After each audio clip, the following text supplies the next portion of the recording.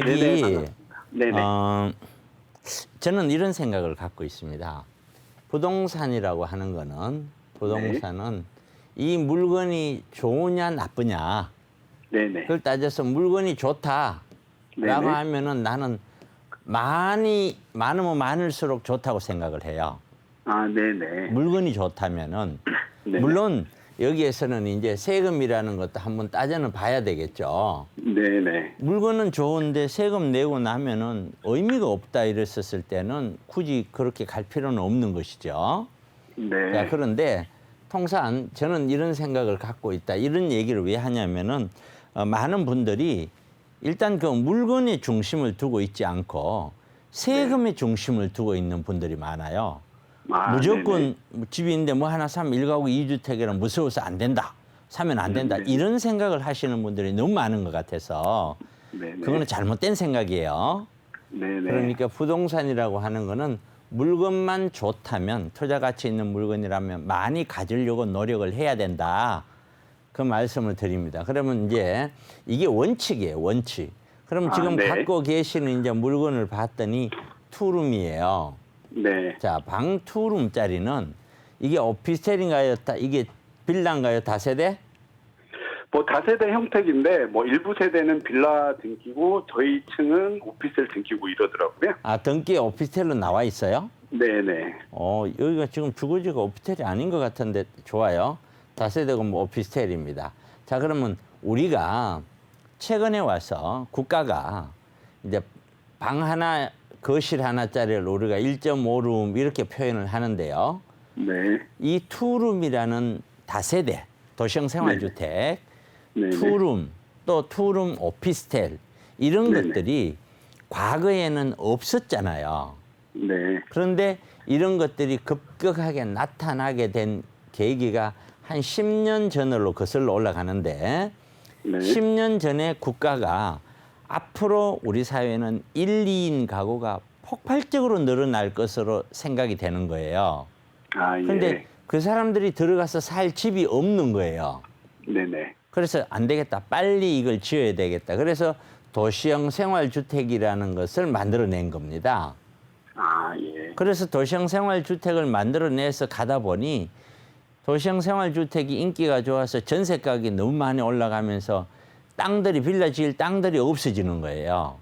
네. 그런데 계속해서 들어올 사람은 많고 그래서 국가가 또다시 원래 오피스텔은 이게 주택이 아니에요. 네. 그런데 오피스텔도 주택으로 사용할 수 있게 허락을 해줘요. 네네. 여기 한 7년, 8년 가까이 됩니다. 네. 그때부터 오피스텔도 투룸이 나오기 시작을 한 겁니다. 아. 자, 네. 그러면은 투룸이라는 것은 우리가 만들어낸 게 아니고 사회적으로 필요로 해서 만든 거란 말이에요. 네네. 안 그러면은 이게 1, 2인 가구가 들어갈 수 있는 집이 없어지니까요. 그래서 네. 옛날에는 방 3개짜리 다세대에 들어갔었을 때는 아파트 가격이 그렇게 비싸지 않을 때였기 때문에 또 다세대 빌라도 비싸지 않을 때였기 때문에 쉽게 들어갈 수 있었는데 금융위기라든가 IMF 금융위기를 지나면서 아파트 가격대가 올라가 버림에 따라서 1, 2인 가구 초년생들이 들어갈 수 있는 저렴한 집이 없어진 거예요. 네. 그러다 보니 이런 도시형 생활주택을 만들어낸 거거든요. 그러니까 결국에는 이러한 형태로 방 하나, 거실 하나짜리 또는 투룸 같은 식으로 투자 방향을 이쪽으로 잡는 거는 잘한 거예요.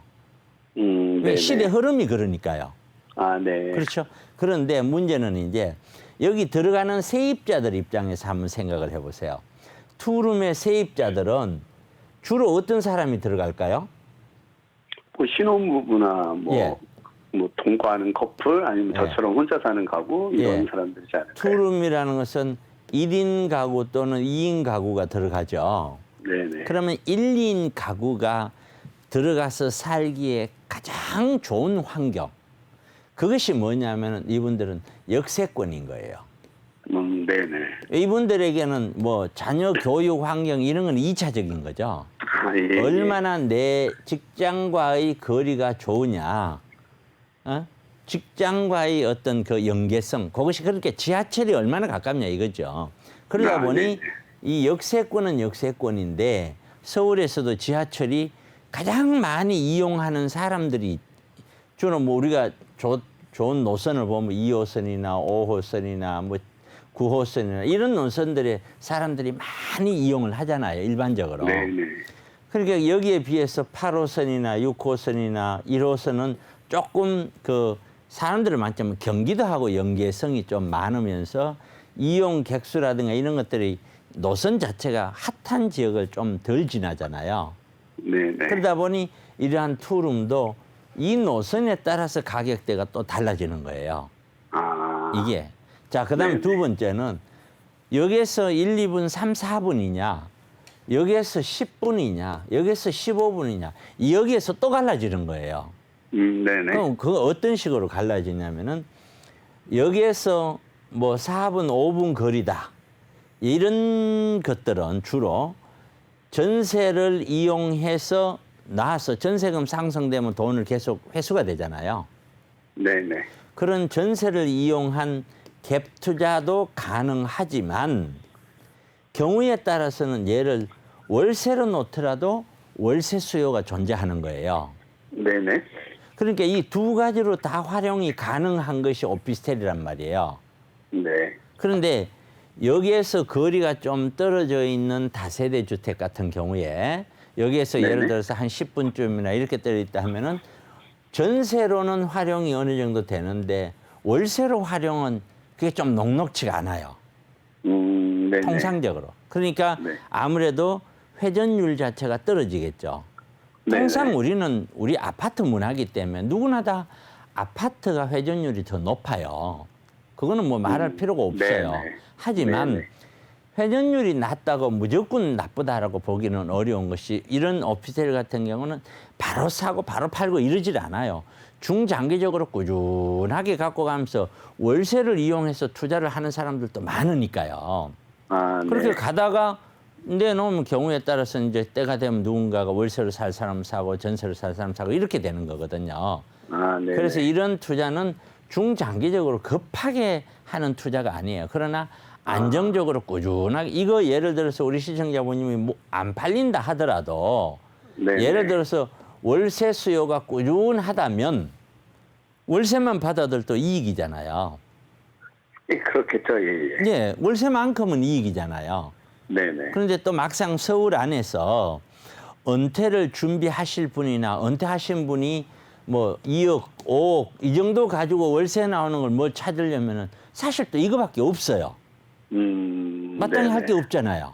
네네. 근데 대다수의 월급 생활자들, 은퇴자들은 은퇴하더라도 이용할 수 있는 현금이 10억, 15억 갖고 있는 사람이 별로 없거든요. 거의 네네. 대다수가 뭐 2억, 5억, 7억 이 수준이기 때문에 월세를 목적으로 노후를 하겠다는 사람도 사실 이걸로 접근을 많이 하고 있어요. 이게. 네네. 자, 그런데 이제 우리 시청자분 물건을 딱 봤더니 얘가 구로 여기 그렇게 뭐 나쁘다 좋다 얘기하기 전에 여기 아주 핫한 역은 아니라고 보고 이 투룸 기준으로. 네네. 그렇지만 얘가 역 쪽에 붙어 있는 이런 상업 지역 안에도 앞 오피스텔도 많이 들어왔지만 또 들어올 확률이 굉장히 높은데 얘는 완전 주거 지역 가운데 있어요. 네네. 자, 그러면 이거는 전세 수요는 뭐 꾸준할 것 같은데 월세 수요로 활용하기에는 조금 부담스러운 입지에 있다 이렇게 보여지는 거죠.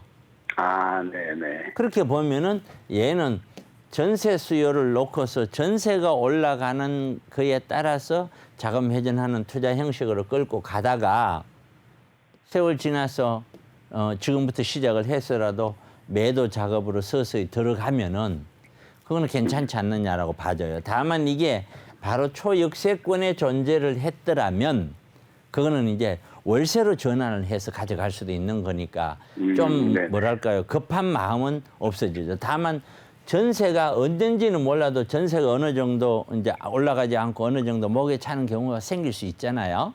네네. 그렇게 됐었을 때 이런 것들이 이제 조금 문제가 돼요.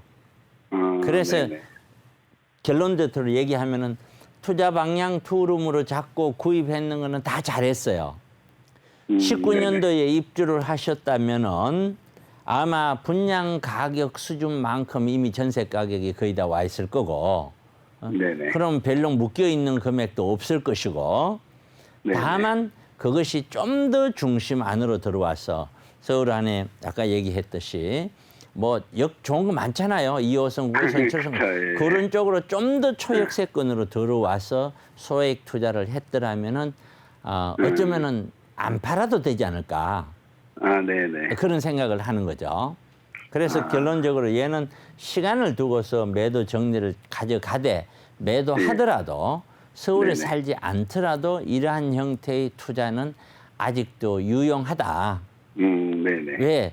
지금도 실제적으로 역세권에 가보면 젊은이들이 들어갈 아파트에 참 이런 오피스텔이 물건이 거의 없어요. 예. 네, 물건이 없는 상태니까 네네. 계속해서 전세 가격은 상승 무드로 갈 수밖에 없다.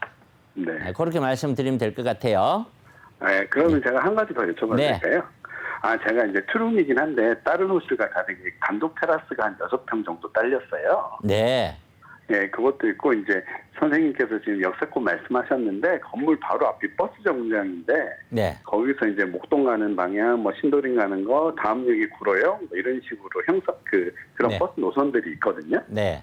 뭐 그런 부분에는 뭐 그렇게 크게 뭐 영향을 미치지는 않을까요? 네, 영향을 미치지 않는다고 봅니다. 제 경험에 의하면은 버스를 타지 않고 역세권이어야 됩니다. 아, 그게 네. 굉장히 중요합니다. 네, 네, 알겠습니다. 네, 네, 네. 그렇게 말씀드릴게요.